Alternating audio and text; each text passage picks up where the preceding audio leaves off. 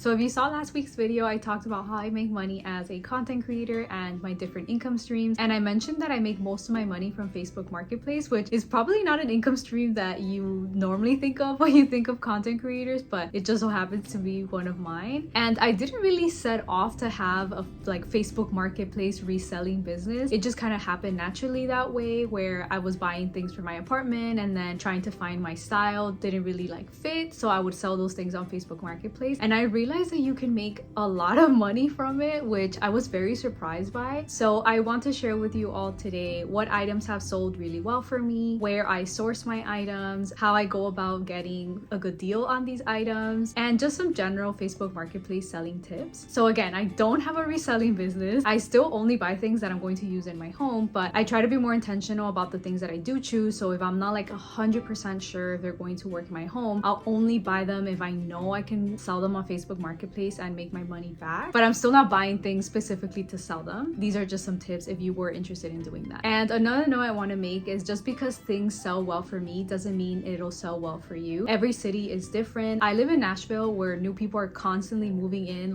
every single day. So obviously there's more of a need for furniture items or home decor items and things like that. So what might be popular here and sells really quickly for me might not be the same if you're in a smaller city where people don't necessarily need those things all the time. So you'll probably still have to test out what items work well for you, but these are just the ones that specifically have worked well for me. Okay, so before we get into all the tips and everything, pros and cons of selling on Facebook Marketplace. Why should you even bother selling on Facebook Marketplace? Well, first, if you have a lot of stuff and you're not using all that stuff, it's great to just get it out of your way, right? And obviously donation is a great route, but thrift stores are already inundated with donations. So if you could try and sell it and make some money back for yourself, why wouldn't you? And unlike selling on Etsy or eBay or other sites like that, there are no fees. Facebook Marketplace doesn't charge you anything, and it's usually paid out in cash or Venmo depending on who you're dealing with. So it's nice to not have any fees, and you can make that money very quickly. And another pro is, depending on what you feel comfortable with, you don't have to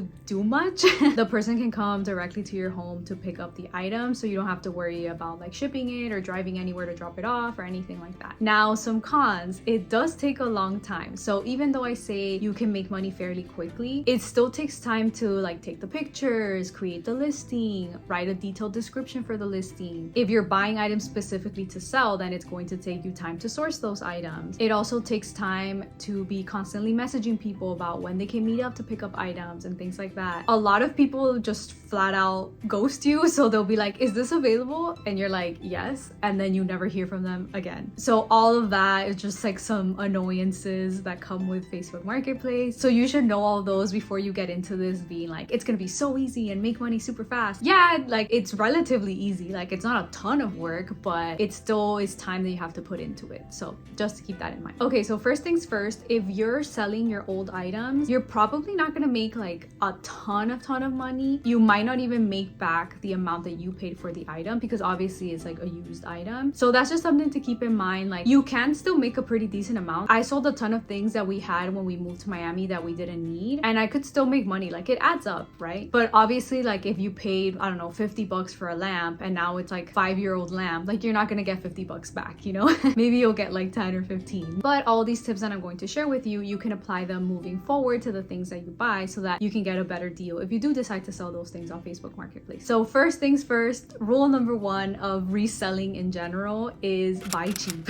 So how do you do that? Thrift stores, estate sales, budget stores. I personally love dirt cheap, and I've made plenty of videos about it on my channel. You can watch all the stuff that I find on there. And dirt cheap is just one of many franchises. There are other franchises across the United States that you can look into. I'll leave the link for the dirt cheap locations in the description, so you can see if there's one near you. But basically these stores sell overstock or returned Target products or from other retailers, and they sell it at a fraction of the cost. So if you can buy the item in a really good condition for a lot less, you can sell it for close to the retail price and make a lot of profit from it. Definitely most of the money I have made on Facebook Marketplace has been from items that have come from dirt cheap. So I just want to put that out there as a disclaimer. Most of my money is not from selling items that I find thrifting or at estate sales or that I even had already. It's items that I have found at dirt cheap that have sold really well. So to give you an example, I found this gorgeous Studio McGee lamp. At the time, I think it was selling between $90 and $95, and I found it at dirt cheap for I think like $40 or $45. So I bought it again for myself, but it didn't fit on any of our tables. It was too large.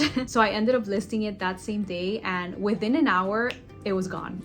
The lampshade was just a little bit dented, so I listed it for only 70 bucks. So if I paid like 40 to 45 bucks for it, then I made a profit of like 30 to 35 bucks, which is a huge profit for basically nothing. Like and again, if it had been in better condition, and even actually without it being in perfect condition, I probably could have listed it for more. But again, I wasn't really thinking about that at the time. I was just like, oh, it didn't work, so I resold it, you know. But definitely items like that, like Target items, sell so fast on Facebook Marketplace, especially if you can get them at a good deal, and especially if they're items that are constantly out of stock or are already sold out. Those items also tend to sell really well. So from dirt cheap, I have sold ottomans and lamps from Target, and it works out because I buy the item at a fraction of the cost, and even though I still bump up the price a lot to make a profit, the buyer is still getting a discount because they would have paid like 90 or 95 bucks, but they only paid like 70 or 80 depending on how much I listed for. So they're still saving money and you're making money. So it's a win-win for both parties. Other items that have sold extremely well for me, I would say my number one seller are rugs. They sell so well, so fast, and at very high prices. Of course, it depends on the condition of the rug. Like it has to be a pretty new rug, and I've also found that larger rugs sell better because those are usually the more expensive rugs. Runners also sell decently well, and then the small rugs, at least from my experience, haven't really sold very well because they're already cheap when you buy them. So if you're buying like a $20 rug, you can't sell it for 15 bucks, you know, because it's a cheap rug.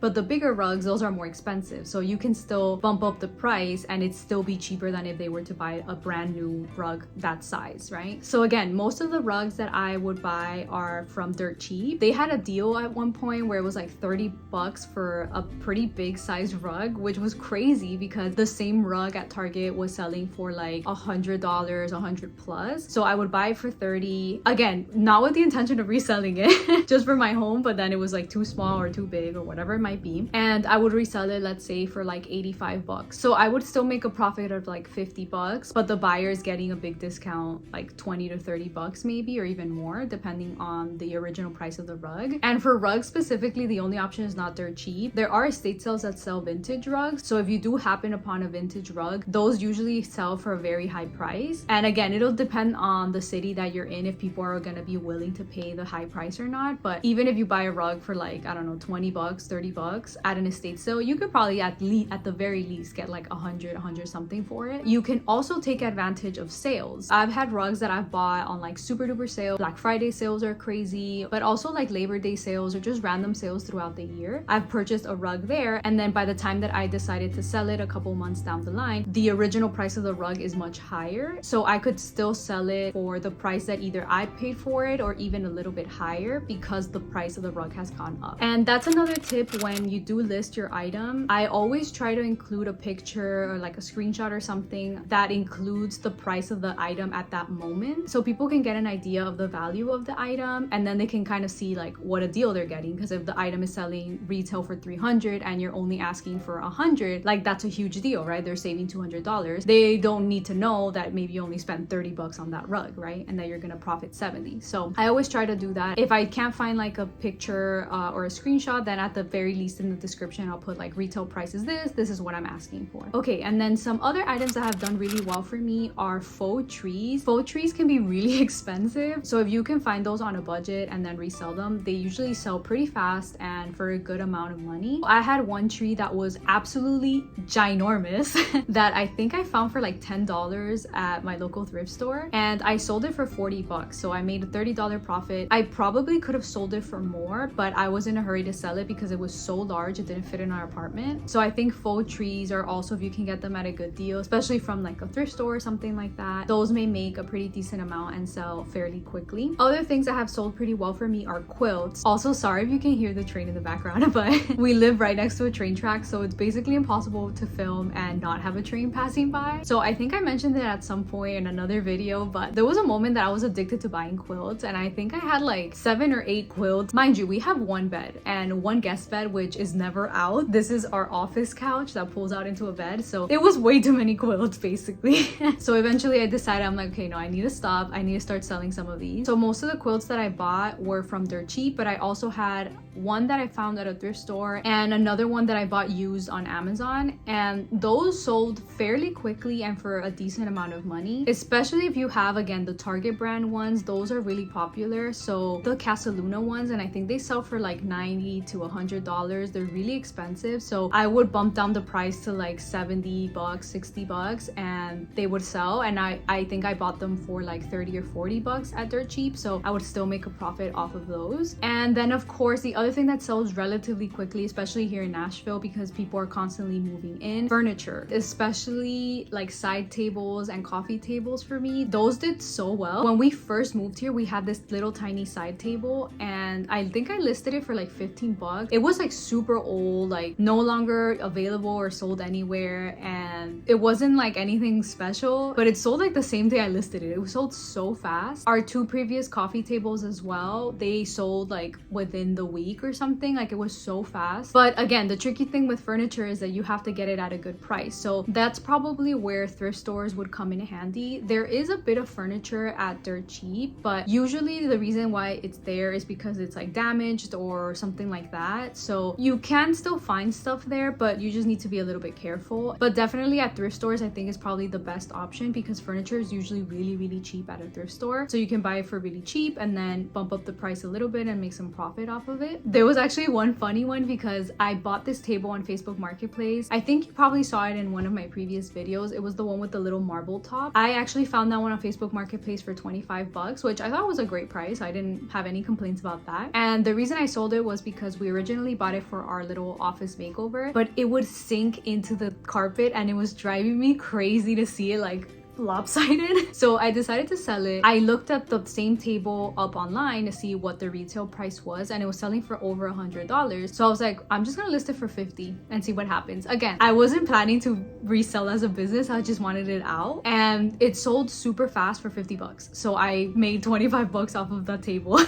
The other thing that you could do with furniture specifically is like flip furniture. So you could buy it and like repaint it or restain it or whatever, and then sell it for a higher price. I personally don't really have the time or energy or tools or space to do that, but if that's something that you like and that you enjoy, then it could definitely be profitable. I know that there's entire reselling businesses that just flip furniture. Me personally, like, I don't think it's worth it, especially if you're just trying to make a little bit of money on the side and not planning to do this like as a full-time like business. I don't think it's worth it. If you all remember that little cabinet that I bought and I painted it green, I bought that at Goodwill, I think for like $5 or $10. I can't remember how much I paid for it, but I repainted it again purely for myself, and then I ended up not needing it, so I sold it for $50. It's definitely like an area where you can make a lot of money from it, but I don't think it was worth the effort because painting that cabinet took me like 3 days to do. So I definitely wouldn't do it just to get $50. Like, no, it wouldn't be worth it in my opinion. But again, to each their own, especially maybe if you have like bigger furniture pieces and the process for refinishing them is not that difficult and you have the tools already for it, then probably would be a good idea. But otherwise, like if you have to start from zero and like buy paint or buy sanders or buy all these things, like I don't think it's worth it. Okay, so now let's talk about antiques and vintage stuff, because obviously I buy a lot of that, but you see I've been very silent about those pieces selling on Facebook Marketplace, and that's because I personally don't think it's worth it to sell those items on Facebook Marketplace. I'm not saying that you can't be profitable selling vintage and antique pieces in general. I know obviously there's a ton of little online stores and things like that, but I think personally, like as someone who's just doing this on the side, like not dedicating a whole business to it, I don't think it's worth the time. You have to find pieces that are very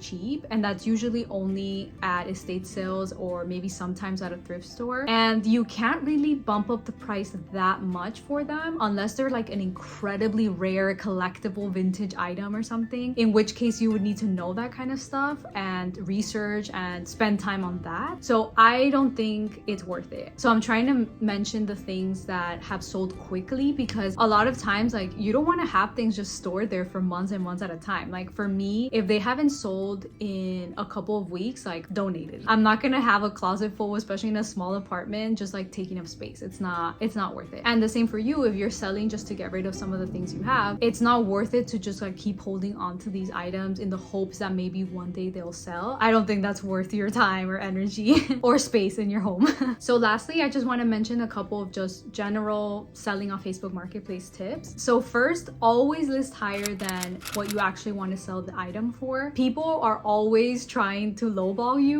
or ask you if you would take any lower. So if you put up the price a little bit, you can still go down and make the amount that you actually want to make off of the item. So let's say that you want to sell something for 80 bucks and you list it for 100. That way, if someone is like, oh, would you do 70? You can be like, no, but I can do 80. And that way you still get the amount that you initially wanted. Another general tip is take good pictures. So there's been so many times where if you see things and it's like blurry or there's like a bunch of garbage all over and you're like trying to figure out what the heck is in the picture is for sale. If you have like nicer pictures, like I'm not saying they need to be like studio quality, like nothing crazy like that, but if you have like a small item, hold it up to a blank wall, you know, then it has like a blank background. Or if you have a bigger piece, just keep the area around it kind of organized, like nothing too fancy, or you don't have to like edit your pictures or anything like that, but just so the picture is clear and the person can see what the item is and the quality of the item. This is more specific to if you're like a content creator like myself, but let's say that I was selling my rug in my living room. I would take a picture of my living room because obviously the rug takes up most of the space, and I would use that as the listing picture instead of just like the online picture of the rug. And I found that a lot of times people would message me, not necessarily asking me about the rug, even though that's what's on sale, but they would ask me about like what couch I have or my coffee table, things like that. So that's definitely an option for if you are a content creator, because if they do reach out to you asking that, then you can link the product. So I could, for example, link my coffee table, and if they do buy it, then I can make a little bit of commission from that. But again, that's very specific to content creators. I do think though that from that same idea that you can take pictures, especially if you have like multiple items that you're selling, you can do a picture of like multiple items together. So maybe it's things that go together and you can sell them as a bundle, or just so that people can see like the other items that you have available. So for example, I recently listed my little folding desk, and I was also selling the ottoman that I was using for that. So I used my picture that had the desk and the ottoman in it, and even though the title only said folding desk, in the description I put like the ottoman is also for sale. So if somebody asked, for example, for both of them, maybe I could give them like a package deal or something like that. And then of course, the most important tip of all, stay safe.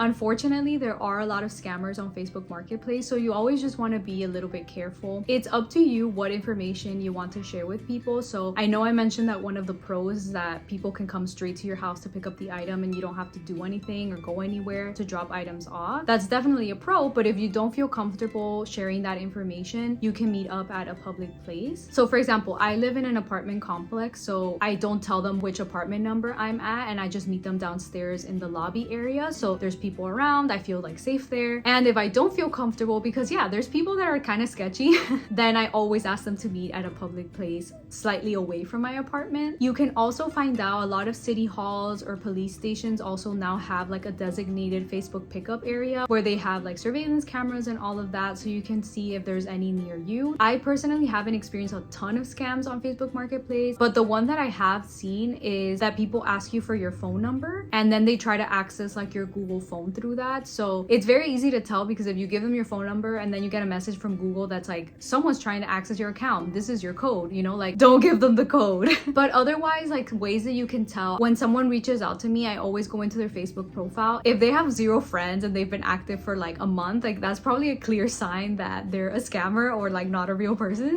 Other very obvious things, if their name is like Lisa Smith, like something super generic, and they only have like 1 picture. I'm Hispanic, so I understand that people are learning a second language, but if your name is Samantha Brown and you could barely put together English words, like that's probably a sign that you're a scammer in another country, right? Unfortunately. So yeah, so I always go in, I check their profile just to make sure that they're like probably a real person. And then I usually don't give my phone number unless like we've talked back and forth for a a while and we have like a date set up and everything, then maybe if they ask or if they offer up their phone number first, then I'll consider giving them mine. But most of the time I don't give my phone number because all communication can be done directly through Facebook Marketplace. In terms of payment, people usually pay either in cash or one of the apps like PayPal, Venmo, Cash App. Those are usually the more popular ones. Venmo implemented this thing where like if you want to confirm who you're sending the money to, you type in the last 4 digits of their phone number. You don't have to do that. You can skip that. So that's definitely another scam I've seen, that someone asks you for your Venmo ahead of time to pay you and then they ask you for your last 4 digits. So you can just ignore that. You don't have to do that. So if they're asking you and insisting on you giving them their last 4 numbers of your phone number, they're probably a scammer. So you can just ignore that. However, I do think that paying ahead of time is a really good option if the person is willing to do that, because so many times people will message and contact, be like, yeah, I'm gonna come on Saturday to pick it up. So you hold it like a whole week and then there are no shows. If they're asking for it and coming that same day, then I don't ask them to pay for it, right? But if they're asking you to hold it like a couple of days into the future, then I would ask them to pay ahead of time. Otherwise, I'll tell them like, oh, then I can let you know on that same day if it's still available and you can come pick it up then. But it's happened to me so many times that I hold items for like an entire week for someone and then either they ghost me and never respond again, or they're like, oh, sorry, I can't. So then you're like, well, I could have sold this item this entire week, like if I had other people asking for it. So if that's the case, if they ask like, oh yeah, but like I can only come pick it up on this other day in the distance, then you can say okay, but that they have to pay you ahead of time. So that's just my advice. But I think those are all my tips and tricks for selling on Facebook Marketplace. If you have any other questions, leave them in the comments. I'll do my best to answer them. But again, I don't do this as a business. This is just as a side hustle, like selling things that I own and just like little tips and tricks that I've picked up on in the year now that I've been selling on Facebook Marketplace. And if you want to know how much money I made on Facebook Marketplace, definitely check out my recent video, how much money I make as a content creator. I broke down all my income streams there, including Facebook Marketplace. But don't forget to subscribe and I will see you all very soon in another video. Bye!